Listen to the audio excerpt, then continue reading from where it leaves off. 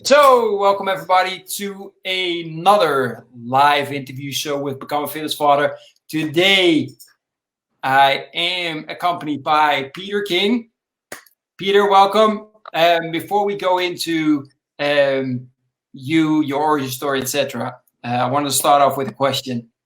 Sure. I'm really always interested in transformation, and I was wondering from your end, what is the number one step someone must take to start with the life transforming journey or a life transforming journey? Great first question. First, thanks for having me on the call. I really appreciate it. Definitely the first thing is awareness. You got to have awareness. If you're not aware of what needs to be transformed, you're not going to transform. If you can't see yourself and know what your limiting beliefs are and what your stuck points are, there's no hope for transformation. So the first step has to be awareness. You got to know what you don't know, and that takes a little self-discovery. Sometimes life will teach you that in ways that you're not prepared for or wanting. But you can either actively pursue awareness, or you can sort of wait for the dominoes to fall, and life will often show you what you need to work on. Yeah. Is that the typical life slap in the face? Exactly. Right.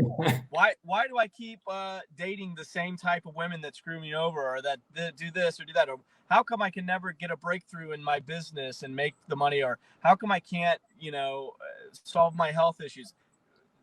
Yes, and, all of a sudden life will you get a heart attack, or you get something happens where you better transform. I would I Mhm. would much rather prefer to be proactive and pursue transformation than to wait for things to someone crack. But we're all human, and it's tough to see ourselves sometimes. So Absolutely. Yeah, I'm glad you said that. Yeah, sometimes it just comes from, out of nowhere, right? right, exactly. So great, man. I appreciate that. That was absolutely great start of this live interview. So let's dive into first, Peter. What's your background story, and what's always very important, of course, at least for the whole story for all the Dappners watching this. What's your family structure as well? Sure, certainly. So, very broad overview of my background. I grew up in the Midwest. I was born in the East Coast, grew up in the Midwest, and a lot of my story revolves around my parents and my childhood. I had a very blessed childhood. I had an incredible mother, very unconditionally loving, typical standard mom that, made cookies for you when you came home from school and all that. My father was a businessman, a very good one, did very well for himself, but very rarely saw him. He was away Mm, most of my upbringing. He was a workaholic, and really didn't have a relationship with him until maybe high school. And even then, it was late at night, having a bowl of cereal at 1 in the morning as I'm asking a question or two. So we really mhm, didn't have much of a relationship. And I lead all that into what contributed to my personal story, because when I became a family man myself and had a couple of kids, I just had my son when my mother passed on. And it was mm, not too soon after she passed on that my father revealed to us that he was gay. And it was kind of a big, like, thing out of left field on one hand. On the other hand, it was like, oh, that's why I'm so into Broadway show tunes, or that's how I know what my colors are when I go to when I go shopping, clothes shopping or something. It's like, oh yeah, all those dots were there. I just didn't make that connection until he told us. I felt a little dumb about it. But anyway, long story short, I just had my son, and it was at that point in my life where I realized I was kind of at a crossroads, and I realized I need to either look in the mirror and say, and do some really deep discovery, self-awareness stuff that we just talked about. And what does it mean to be a man? What does it mean to be a good father? What does it mean to be a good husband? And then also look at my relationship with my own father and ask those more difficult questions of, what did I really need? What did I not get? What did I really want? Because as kids, a lot of times we grow up thinking that whatever scenario or environment that we have is normal, even ones that are highly dysfunctional or abusive. I've talked to people and it's just like, well, that's just what you knew. You didn't know to question it. I mean, obviously in dire situations, kids deal with some pretty traumatic stuff, and they know that it's horrible, and they know they need to get away from that or escape from that. But by and large, a lot of people just, whatever they dealt with was kind of their normal and what they were familiar with. And so it was challenging for me to kind of challenge my own history, my own upbringing, and think like, and to feel that emotional pain of what I missed, what I really wanted. And I wanted to be very clear on that because I wanted to make sure that I was able to pay that forward to my son. So that kind of put me on a journey of self-discovery and better understanding of the masculine and feminine dynamic and relationships as a whole. I unfortunately was not able to work things out with my then wife, and we ended up getting a divorce. So I've been single now for a while. And anyway, a lot of this has impacted my life to where now I'm doing a lot of coaching on the relationship side of things. And that's the broad overview. Nice. I appreciate you sharing that. And I forgot to mention for the people, I had the banner. Let me share it real quick again. I had the banner in here. Okay. So anybody interested in following Peter King or checking him out while you're listening right now, make sure to go to PKExperience.com. You can check out his website and see what he's doing. Man, you had some amazing interviews with some incredible people. So we'll dive a little bit into that, how you got to achieve those results. But let me ask you, because from what you said, a question came in my head right away. With what you've seen and how your dad was with you, what is it, and what you've learned now over time, what does it mean now for you? What is fatherhood for you? Klaas, I'm sorry, you cut out. I can't hear you during your question. Oh. You cut out. Yeah, right that's during quite all right. No problem. I hear you. So, what does fatherhood for you mean? Got it. That's a great question. I mean, in a very simple way, it's to model the type of person that I want my son to become.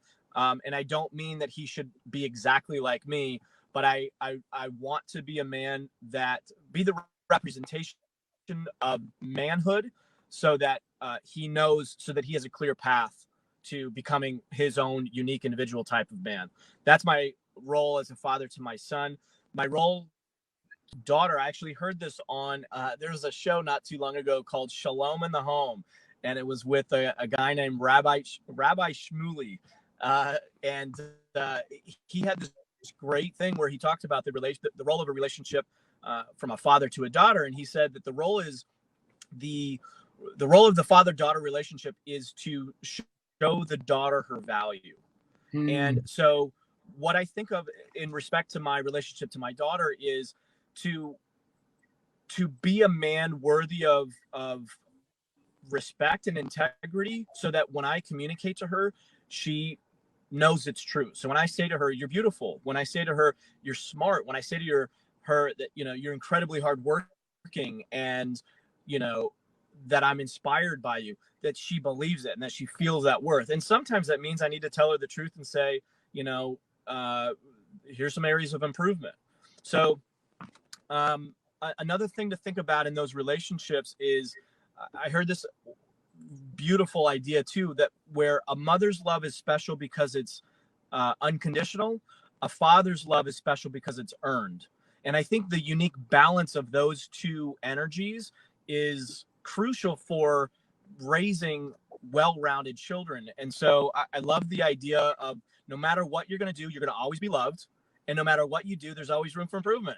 So, sometimes as a father, especially now as a single father, I need to be unconditionally loving. I need to go to my kids and just love them wherever they're at and whatever mess they're in. I just need to love them and give them that sort of more nurturing, motherly, feminine energy. And then there's times where, I let them know, hey, we're slacking here, we need to step up or whatever. And I expect my ex-wife to do the same. So I think as men and women, we can both use both of these energies, if you will. But I do think that women sort of are wired from the get-go to just be unconditionally loving and supportive, and and that men have a very unique wiring to pursue something even better. Mm-hmm. Yeah, absolutely. I've noticed also, at least in our house, I got two little boys, and it's always mommy, mommy, mommy, and I'm always here taking care of and doing everything. It's like, yo, what am I, peanuts? Even the Right. dogs, right? We come both in the Right. house, they go to her, and I'm just like, well, I'm invisible. What's going on here? So yeah, I understand where you're coming from. You got to keep working on it. Got to keep showing them that you're there for them no matter what happens. So I appreciate you Well, sharing. that definitely shifts. I mean, to me, I look at that and I say how valuable that is to Mm, have a young child, to be able to have that source of love that's always there. And I I, I totally feel you, man. Where it's like, hey, I'm busting my ass too. Like, how about a little love and respect for me as well? I think especially with little boys, they are naturally drawn to their mothers mm. when they're young. That will definitely change when they start to mature, when they get a little bit older. So be ready for that. But what a wonderful thing to have a mother there for them to Mhm. always turn to and receive that unconditional love. Yeah, absolutely. Yeah, we are a blessed family, absolutely. Yeah. So the conversation as I planned it is going a little bit different direction, which is fine. So let's dive right in, or let's stick a little bit with the whole, family and kids thing. As you noticed, we talked a little bit before. I had a live interview a while back with Justin Bailey, and because I thought somebody that I had this is going to be a threat story. I had a live conversation with Dan Handley. I thought he told me that I should talk to Justin in regards to the rites of passage, right? And then he said, "No, actually, I don't know nothing about it, but I'm really interested as well. You should talk to Peter because I heard him say that he's been doing some things in regards to um, rites of passage with his son." I said, Yes. "Well, hook me up because I love that because my son's turning 6, as you know, in several days, and I think 6 is a great age to start with it, but I'm not sure. So I really would love your feedback. Let's start off with what is, for the people that just don't know, what is rite of passage? What does it mean?" Sure. A rite of passage, the word rite, spelled Rite, is really a ceremony. Um, Before I got into all this, I used to think it was a rite of passage, like it's my right. It's my right to transform. It's my right to whatever. It's not that. It's a rite. Rite means a celebration. So it's a celebration of of a transformation or of a next step. Of the passage between one thing to the next. And so when we're talking about the masculine rite of passage, we're often talking about from boyhood to manhood. So Mm, first and foremost, it's a celebration of that. A little bit more specifically, it's a 3-phase process where step one is really pulling away from the old identity. The middle stage is what they call luminality, which is this like, I don't know what's up and down anymore because you're confused. And what does it mean to be a man? What are those rules? Do I, like, I don't know. So you're in that middle confusion space. And then the third stage is reintroduction. So it's, oh, now I know who I am. I know what masculinity is. And now I'm put back into my environment, and I'm in that new environment, in that with that new identity, that improved, enhanced, transformed identity. So that's a rite of passage. mm. Man, I'm glad I asked you that question first. I actually wrote right as in it's my rite of passage instead of right. I used to think the same thing. So So I yeah. appreciate that. Man, I definitely invited the right guy to talk about this. Um, so the way you explain it then, because I thought it was something like, okay, so every single year when it's their birthday, you set up a rite of passage, right? You turn it into something. Now, of course, there's their birthday celebration. However, it kind of sounds the way you explain it, it's something like you do once, right? And a certain Well, age. yeah, I think it should be done at least once. I think Okay. there is a clear delineation between boy energy and man energy. And so I think a lot of cultures, if you look at cultures across the world, there's a lot of cultures that will have that rite of passage around 13, 14 years old, which I think makes sense. The Jewish religion has the bat mitzvahs.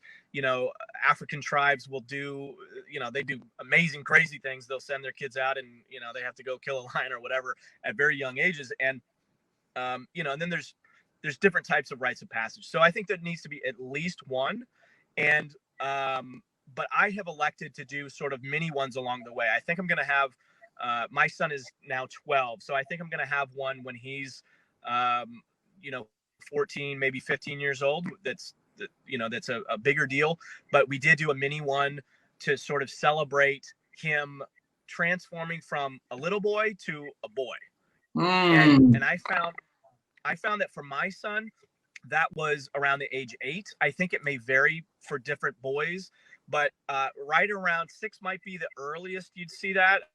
But I would elect probably that it's going to be more around 7, 8, maybe 9 years old, where to me, the clear delineation is when you stop referring to him as, oh, you're a big boy. If you're saying you're a big boy, you're really talking to a little boy that's wanting to become a big boy. But when you see your son and you go, he's just a boy, that is sort of the threshold of when you say, this is something to be celebrated. He doesn't need mommy to put his underpants on every morning. He knows how to get dressed. He's self-sufficient. He's taking care of stuff. He's a little human being, an independent little human being that obviously is still dependent on his parents, but you know what I mean? He can take care of his basic needs. So some of that is emotional development. And like I said, it might range, but it's going to range in that 7 to 8 year age. I love it. Mini rite of passage. You closed it first when we saying 13, 14. My whole illusion of doing one with him, I was like, oh God, I gotta wait so long. And then you're like, I actually did mini, and I started lining up again. I was like, yes, I can do something with him. Man, that sounds awesome. I'm getting really excited about this. So now, of course, my next question is, you mentioned you did a mini one with him when he turned 8. What did you do? Because I'm assuming you didn't do like crazy stuff like the Indians used to do, and like you mentioned, like what they did in Africa, go out here's a Swiss pocket knife, go out and kill a lion or something, right? Right. Well, honestly, I ad-libbed some of it. I had a basic idea of what I wanted to do, and look, at the bottom line, any father that just takes time out of his day to think about his son and to pull him away from the normal activities and spend some time with him to just acknowledge and celebrate his growth is massive. That just that alone, even if it's dinner, you go and you take your kid out, or you go camping for a night, or you go on a hike or something.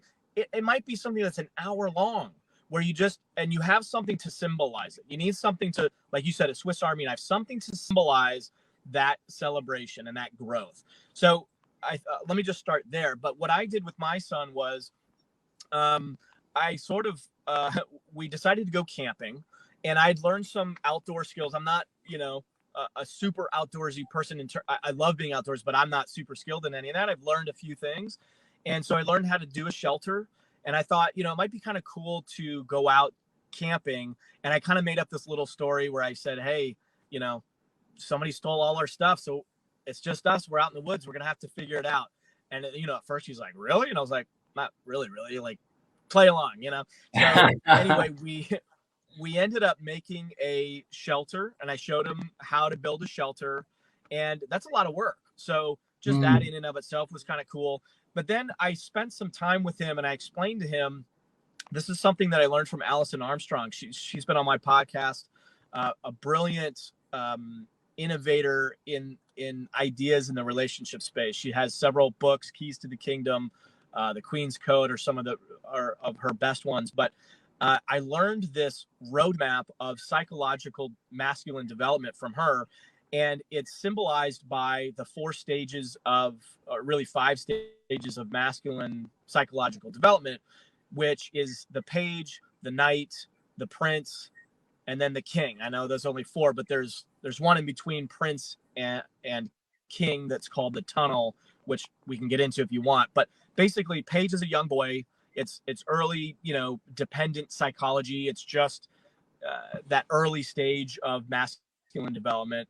The night stage is typically around teen, early 20s, where you're really out fighting the dragon, you know, trying to win the girl, trying to win the princess, you know, beating your chest, showing people what you're made of. The prince stage is really when you get into service of others. So you're not trying to identify yourself anymore. You're looking to, typically that's early 30s when men start to have families and, oh, it's not about me. I need to provide, I need to give. And then the king stage is, like I said, you go through a tunnel stage, which is a true test. It's like a spiritual test, a purification. And then when you come out of that, you know who you are, you know what your purpose is in the world, you know what legacy you're leaving. There's no battle, there's no test that you haven't faced that you know you can't overcome if it comes again. So that's really that idea of king psychologically. So when we're talking about young boys, I don't really get into the tunnel yet. I just explain to them, and this is what I did in my rite of passage with my son, is I said, hey, there's 4 stages to being a man: the page, the knight, the prince, and the king. And I briefly explained what they are. I spent no more than 5 minutes, but I gave him a little journal, so he wrote all this stuff out. I took some screenshots I can send it to you because it's really cute to see what he wrote down. But I let him know that he's a page right now. And I wanted to simplify it and let him know what his responsibilities were as a page. And this just came to me as I was out in the woods talking to him. I said, your job as a page is to observe and to serve. I want you to look around. So already trying to cultivate the awareness. And I said, what I want you to do is I want you to observe where you can be helpful, because I want him to be that in you know, medieval lore. That's what pages did. They served the knights. The knight, you know, it's the coffee run in the modern day sense, right? Go do this, go do that. You're putting in work, right? But what you're really doing is you're seeing that next stage, which is the knighthood, and you're seeing how they operate. And so I let him know, someday you're going to be a knight, and I want you to observe the knights in your life. He's got some older cousins that are knights. You know, we're around high schools where you can see knights. And I told him, I said, I want you to find out what types of behaviors are meaningful and valuable and serving others that the knights are doing that you're watching. And then what are the behaviors where the knights are getting into trouble and probably not helping themselves out. So for example, we came to a red light one time and a car pulls up right next to us and it's full with teenage boys and they start revving the engine, you know, and I kind of laugh and whatever. And the right turns red and they just tore off and they just, you know, screeched out down the road. I said, hey, bud, did you notice that? He's like, yeah. I said, what did you notice? He said, a bunch of knights. I said, right. And what's the knight stage all about? It's about proving what you're worth, you know, identifying who you are, testing yourself and challenge and adventure. And I said, well, what do you think of what you just saw? And he's like, well, it was kind of a little reckless. I was like, exactly. So anyway, so he's looking at and observing what's working and what doesn't work in the night stage, which is his next phase. And then in the service side of things, I challenged him to look at ways that he can be helpful without asking. What does his mother need that he can step in and help out? Is it helping out with the dishes? Is it taking the trash out before she asks? Is it taking care of your own responsibilities, cleaning your own room, making your bed? And I've also noticed just at his age, you know, he's 12 now, the amount of growth that he's made in the last literally 2 years, 3 years has been tremendous. So if you're dealing with a young page, keep it very, very simple. Don't overload him with stuff. Just introduce these ideas. Just plant the seeds so that he's aware of, oh, I'm becoming a man, and someday I'm going to be a knight, and someday I'm going to be a king. And just to plant those initial seeds to familiarize himself with the language, and that there is something required of him as a man, as a developing man. So I forget exactly what your question. Oh, we were talking about the rite of passage. So we built a shelter. I explained the 4 stages of masculine development. He had a journal. And then I told him one other simple metaphor that's really helpful when it comes to observing. And I said, inside each man, there are 2 wolves. Maybe you've heard this before. In every man is 2 wolves, a fear wolf and a courage wolf. And each of them are hungry, and you feed them thoughts. And so if you have thoughts of fear, you're feeding that courage wolf, and that courage wolf is getting stronger and bigger. If you have thoughts of courage and perseverance and determination, then you're feeding that courage wolf, and that is getting bigger and stronger. So it was a simple idea that he could begin to think about. And as I was sharing that with him, I realized I wanted to cement that in his experience with a challenge right then and there. So at this point in our rite of passage, it had gotten completely dark. We were out in the middle of the woods. We'd built a little fire. I brought along some peanut butter sandwiches, whatever. So we'd eaten those. The shelter was made. We were sweating like crazy. It was dirty. There was mosquitoes. It was miserable. But I said, let's do something right now. I said to myself, let's do something right now to cement home this idea of the courage wolf versus the fear wolf.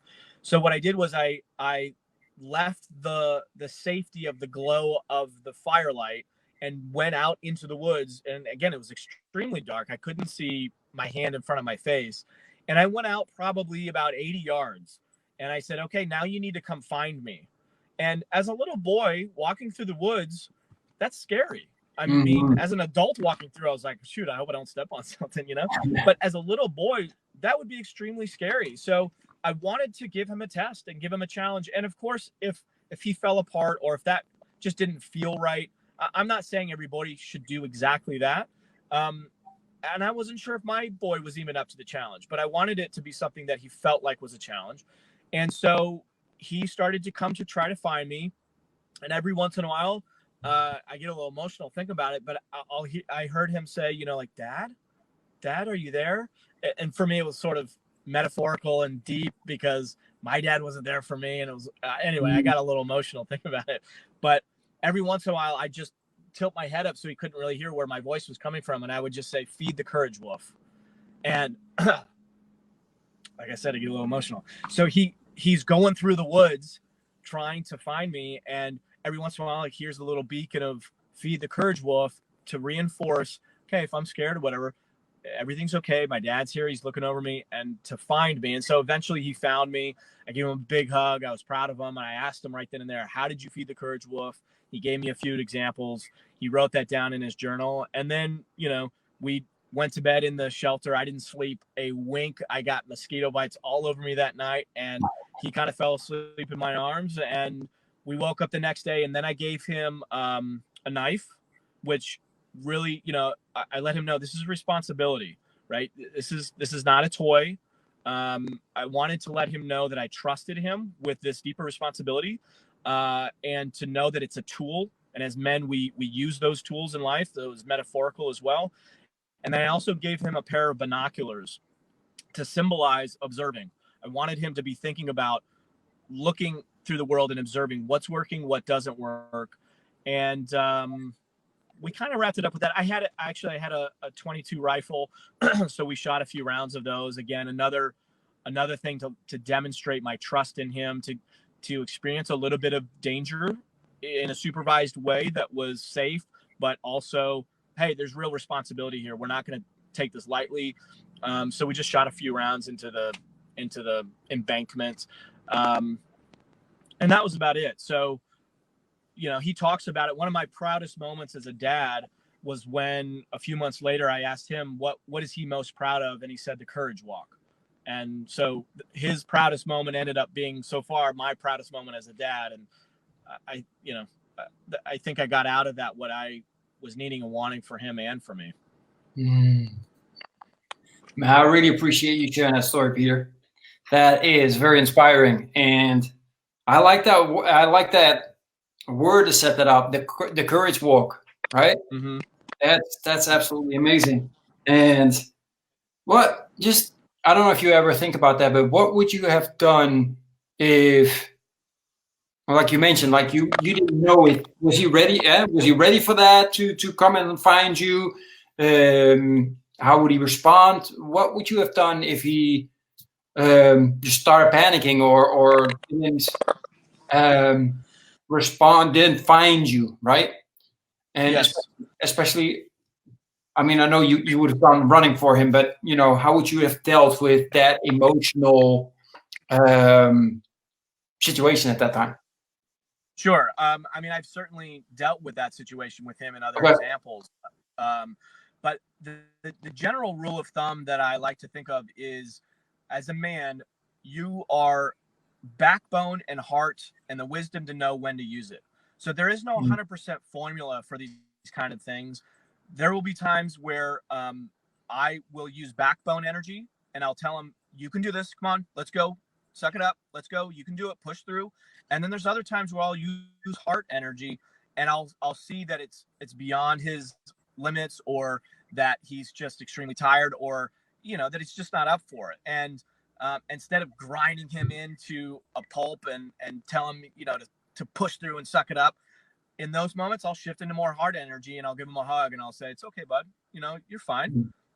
We'll get up and get after it tomorrow. So there's no perfect formula. You got to use a little bit of your artistic mind to know what energy is most appropriate. If in that instance he completely broke down and maybe got super scared or whatever, it's very likely that I would have come out and said, hey, look at how far you did come. Congratulations. Good job. Honoring him for the attempt, honoring him for taking a step, for taking action and moving a little bit into the darkness, right? Then we celebrate that. So it just kind of depends on what the situation was. But if I heard him whining a little bit, but he was still okay, I would have encouraged him to keep going. I would have used a little bit more backbone energy to say, you know, you got this, you can find me, you can do it, just to reassure him that all was well, all was okay, and that it's, you know, he's safe. I've got his back. I'm watching. So it's a little bit of a guide as opposed to a formula.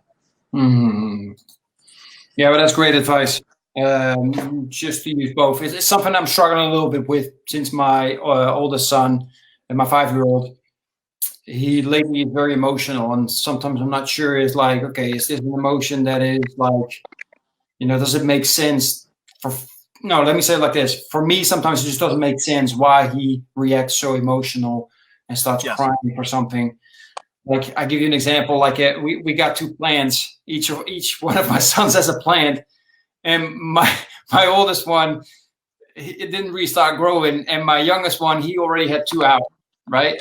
So, yeah, I mean, it's just like, dude, come on, man. That's for me. It's like, dude, there's no need to cry about this, but just try both ways. And then reassurance is definitely something that I need to be working on. So I appreciate you sharing that.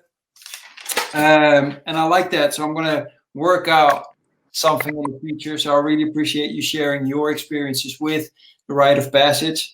If I could share something really quick on that note, my son is extremely emotional as well. He and I are not, we're not the same. We're not, we have a different personality, right? And it would be great if he thought exactly the way I thought, and all my input to him inspired him in the way that it needed to be inspired, and he responded in kind, etc. But we're very different people. I grew up playing sports and without much of a father figure, and you know, I handled things in a certain way. He's much more sensitive.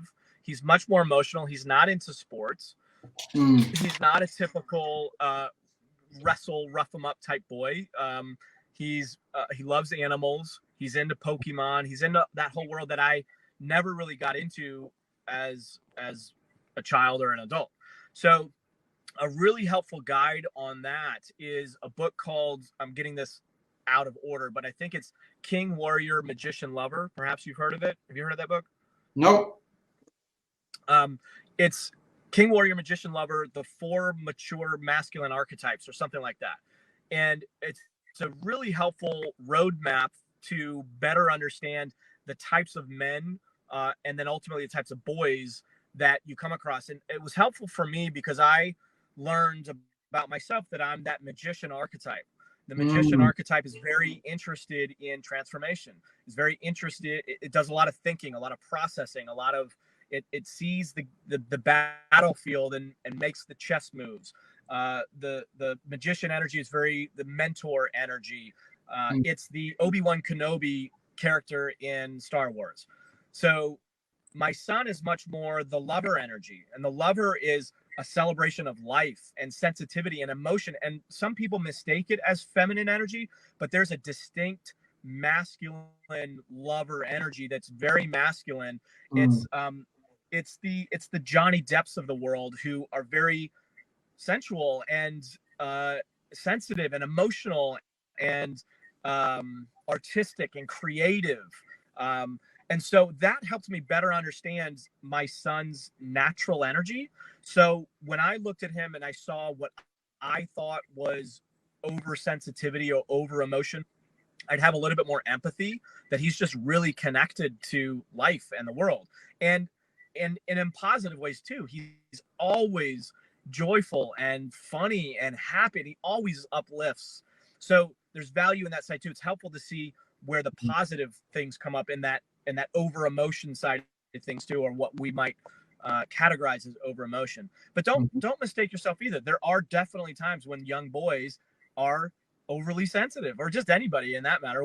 You, anybody can be at times overly sensitive. So trust your fatherly instinct at times. If he needs a little bit of backbone energy in his life to straighten up and to suck it up and push forward and persevere, then that might be the right the right advice or the right push he needs as well. So again, it's a guide, not a formula. But that roadmap is really helpful. And if you read that book, you'll walk away from that, because they talk a lot about boy psychology as well, and boy archetypes. You'll very likely have a much clearer understanding of what archetype. And again, when we talk about archetypes, we talk about patterns of behavior. So you'll walk away from that going, oh, my son's more of the hero or warrior energy. He loves to be tested and challenged, and he's physical and he's aggressive. And okay, great. Let me put him into more of that type of environment to give him a winning scenario, to challenge him, to push him, to acknowledge that. Or maybe he's the king, where he likes to rule and he likes to have order and he likes to, he leads with integrity and those things. So highly recommend checking out that book. Yeah, I've written it down, so I'm definitely going to check that out. What was that other book that you mentioned in the beginning in regards to Page, Knights, Prince, Tunnel, and King? Keys to the Kingdom. Keys to the Kingdom. By Alison Armstrong. Yep. Cool. Let me write that down, people, so you can have to bear with me for a second. Keys to the Kingdom. Worries. Thanks, because that sounds like two books I definitely want to get with the other book that got mentioned by John Lee Dumas earlier today, Millionaire Mindset, that I definitely want to get as well. Yeah, he mentioned that. So might as well get these two as well in one batch. So that's great. I really appreciate that. Thanks so much. And I appreciate you just sharing that with me as well, because it is something at the moment that I'm struggling a little bit with, as in, I know making mistakes is good because it means that I'm moving forward. I'm trying to really improve myself as a father, and I'm trying to be the best as father as possible. But at the same time, sometimes you're just afraid, to make mistakes, that thinking that, oh, if I make a mistake, it's going to be everlasting with my son, which I know it's not. But you know how the struggles are, right, in the brain. Of course. So again, I really appreciate you sharing your insight and your experience. As I said to everybody, the conversation went a little different way. I'm going to pull it back a little bit to what I also want to talk to you about. Because I saw on your website, you've done tons and tons of podcasting and some amazing interviews. So I'm wondering, because, well, I'll explain. Fearless Father for me is a guy that's a dadpreneur, right? And podcasting is a great way to get your message out there and give huge amounts of value to your audience. So my question is, what is your view? Why should somebody start podcasting? Well, I think, going back to the King, Warrior, Magician, Lover thing for a second, I discovered that as a magician, I have a gift in my curiosity, in my desire to better understand, to serve and help people transform. So the podcasting for me was a natural extension of that. It was a natural outlet for me to do that. Now, you could do podcasting in a different way. One of my good friends, who you may know, Ryan Mickler, that Justin knows well as well. He has a podcast called Order of Man, and he's that natural warrior archetype. And so you can see how different men do the same thing, but in different ways and in so I encourage people before they just jump out and podcast to maybe think about what their intent is, what their audience is, how are they best served, how are they going to utilize their gifts in the best way so that the podcast can ultimately be valuable. What was that? Did that answer the question? Yeah, no, the question was, why should somebody podcast? You took it in a little different direction. It's like, okay, how can you use the, or yeah, to start first with the question, like, okay, how can you best utilize it? Yeah, I think the question needs to be, should you be podcasting in the first place? I don't necessarily think that everybody should be podcasting. I can certainly say for those who feel inclined to do so, that it's an extremely beneficial way to, like you said, get your message out, to open doors of opportunity, to increase a digital footprint so more and more people can come across your content and consume it, and then find out about what you're up to, and it helps you make an impact. So from a business perspective, there's huge value in that. But I don't necessarily think everybody should be podcasting. Some people are just not going to be good on audio. They're just not going to be good podcasters. So I encourage people to look first at, what do they feel naturally drawn to? What do they feel that they're naturally gifted with? And look at ways to pursue their gifts and the tools to amplify their gifts. And maybe that's podcasting, but maybe it's something else. Exactly. Yeah, I appreciate you sharing that. So, in regards to you, right? Because I just started like 3 4 months ago, 4 months ago now, and I'm on like 1,300 plays, etc. So I celebrate my my 1,000 reach, and then I hear John Lee Plus, who's doing 1,000,000 plays a month. So I'm sitting there like, wow, that's a nice goal to aim for, and awesome for him, right? But he's been going like on fire, as his show is called. So I'm just wondering, what has been your podcasting growth strategy to really, get to higher number of downloads or plays a month? Well, I'm going to borrow a little bit of, I'm going to channel my inner Gary V, if you know who Gary Vaynerchuk is, for a minute, and to say to not be concerned about growth. Be concerned about creating really good shit. If I'm going to go all Gary V on you and swear, I have to swear if I'm going to talk about Gary V. To just really think about giving really, really good quality content and good value. Don't really think about, how do I grow? What's the newest trick to get the most Instagram click? Like, I've been online for a long, long time, and the podcast for me has been something that's been one of my bigger successes. And I've not put a lot of thought and energy into, how do I grow this to be the biggest, best thing, whatever. I will tell you, from a strategic standpoint, my first thing was to just get it up and out. It took me several years before I had the confidence and the courage and the idea of what it was even going to be to just get something out in the first place. So taking that first step, there's no way. It's kind of like, I was thinking about this the other day. It's kind of like identifying your ideal relationship before you're in it. There's no way you're going to know exactly the turns and the twists that a relationship is going to take, because you're dealing with somebody else. So you can have an intention, you can have a vision, you can have an idea as to what you want. But the second that you get into it, as I've been finding with the podcast, it's going to take twists and turns. There's things that have been revealed to me that I didn't know were my strengths. There's been things that have been revealed to me that I didn't know were my weaknesses. There are brand issues and, paths that I'm going down now that there was no way that I could have foreseen those things. So first, getting up and out is maybe the biggest step you can take. And then I was just purely focused on creating good quality content. So my entire focus was how to find, the right individuals, the right guests, that were interesting, that were compelling, that had a proven track record. Let me get them on the show first, and then I'll worry about how do I amplify it. So I'm just actually now about 2 years in, being more intentional about growing the podcast. To give you a little bit of a takeaway on that, Pat Flynn, I don't know if you're familiar with him. He's the host of, what is it? Passive Passive Income. He's great. Simple. He gives a lot of really simple, practical advice.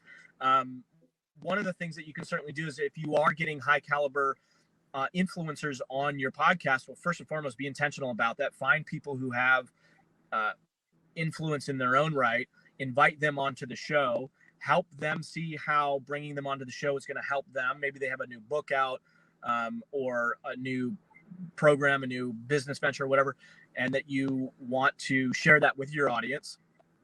So invite those people onto the show, but then ask them, hey, will you promote it to your audience, to your list? And so it's a little hack or shortcut way to get your podcast out to a lot of people very quickly. So I'm being more intentional about that right now myself. I wasn't doing that initially. I was just getting people lined up and onto the show. But now I'm following up more with, hey, can you get this out to your audience? What do you need? Can I create some more graphics for you? Is there anything I can do to help you spread the word about this great interview? Because, I'm shining the light on them, and there's very little friction there for them to say, well, sure. Yeah. Let me, increase my status by sharing this with my audience. So it's a win-win. Mm-hmm. Yeah, absolutely. Yeah, I was talking to the guy that actually got JLD on his show. Like, how did you do that? And he was saying, like, look, I just delivered lots of value. I just told him I'm going to build you for free a bot, right? Because he's the messenger bot guy. And I was like, that's nice. I still don't know what I can offer that guy because, with 1,300 plays in 4 months, that's not going to be too interesting for him either at the moment.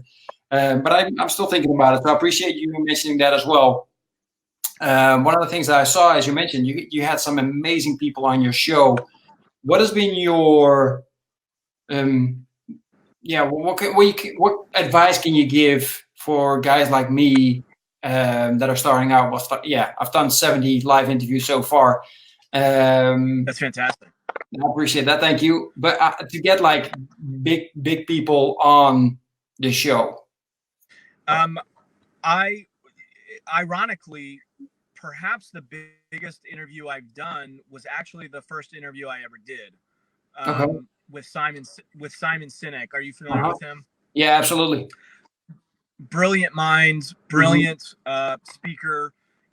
He wrote a book called Start With Why. And truthfully, I saw his TED Talk and I was just so inspired and enlightened by that talk that literally my takeaway was I have to talk to this guy. Like, I don't care how long it takes or whatever. I want to talk to him and I have to talk to him. So this is before I had the podcast. This is before anything. I just reached out to him and his people and said, hey, look, I'd love to have you. I'd love to interview you. I think at the time I had a small list of people that on my email list, a couple thousand people that I said, hey, look, I'd love to share this with my audience. Can I interview you to share with them? And they said, sure, but we don't know when. It's probably going to be months out. Simon's very busy, blah, blah, blah.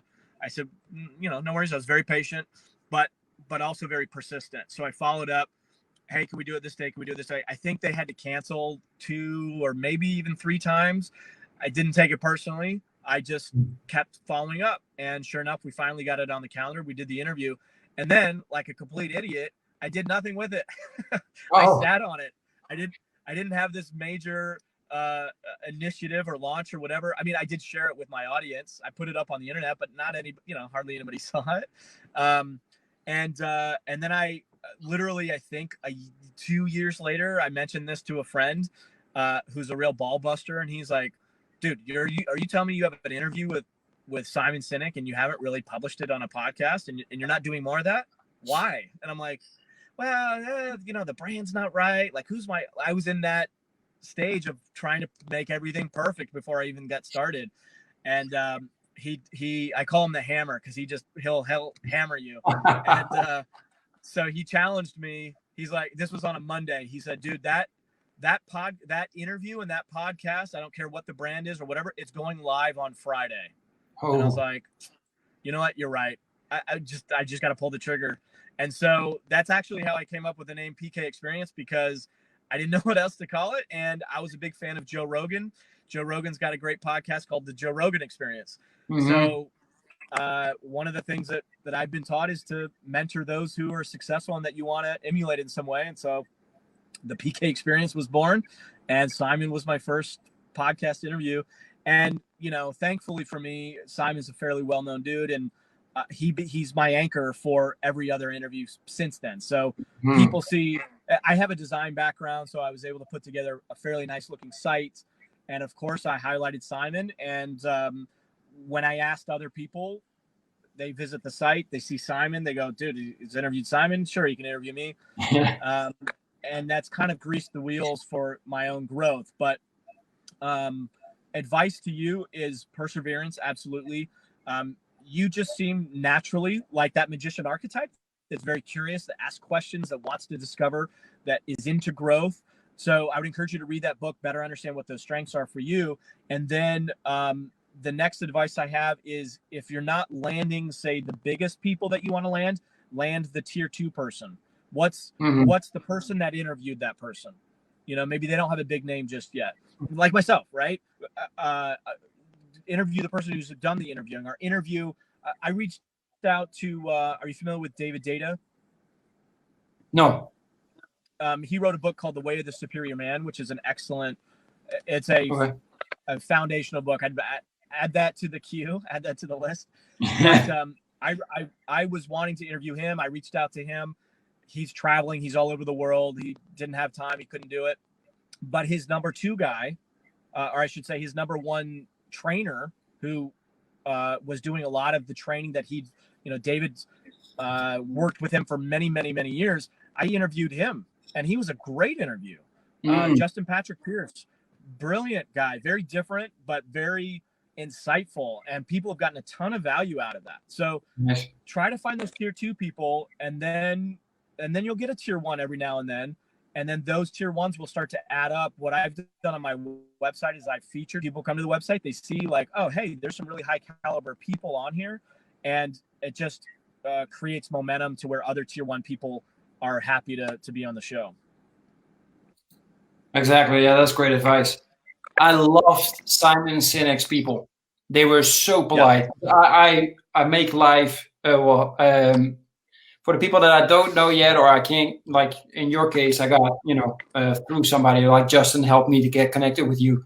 But Simon Sinek, of course, I have nobody. So what I do is I videotape myself for like a minute to invite them, like make it more special. And those people came back to me right away, and it's like, look, he can't. Sounds really great, but he can't. He's writing a new book, etc., etc. And I'm actually stupid, and I didn't try again. So I should try again. But I'll probably get the same reply because.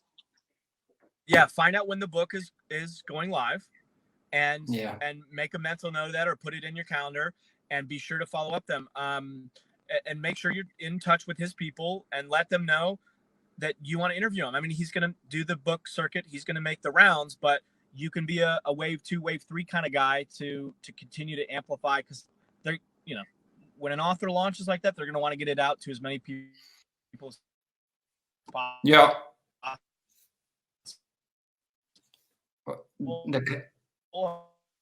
The connection is dropping away a little bit.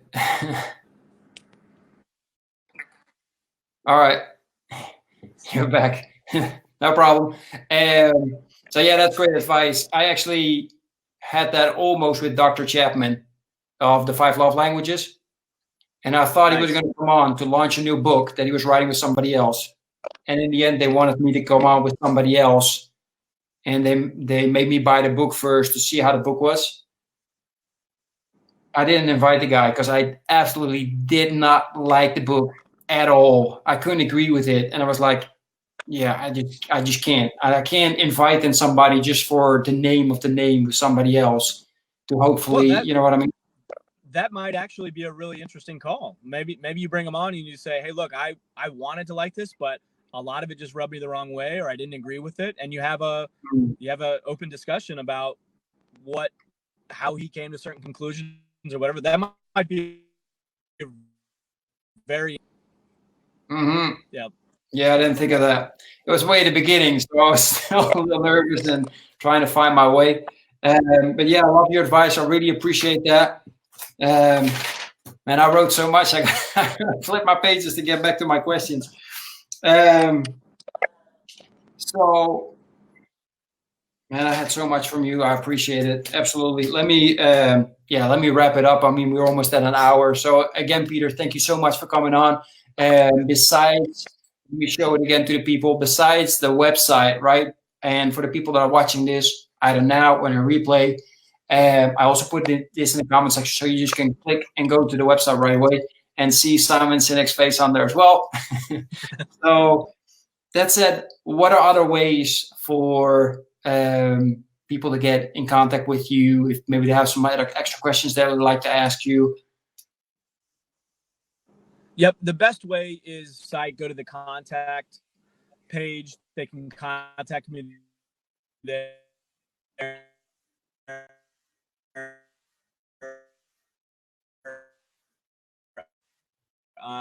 At podcast, follow me there. So reach me on it. Pete King. You can friend me there, and happy to help in any way. And best way to do it is on the website, PKExperience.com/contact.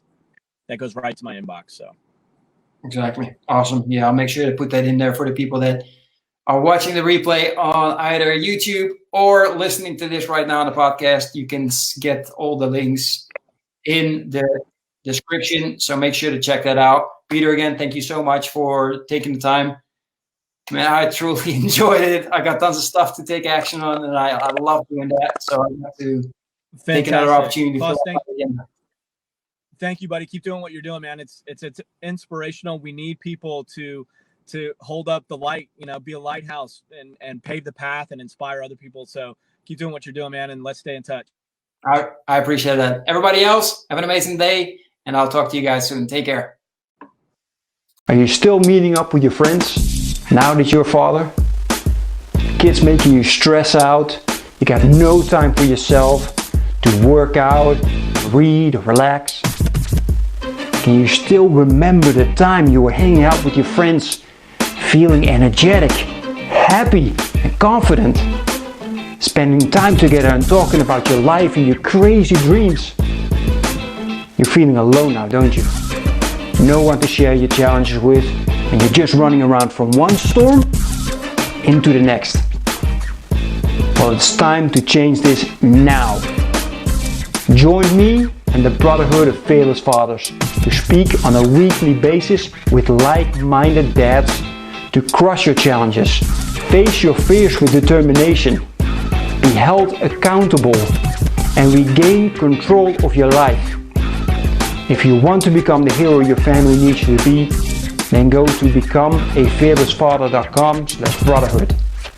I'm looking forward to seeing you on one of our next calls.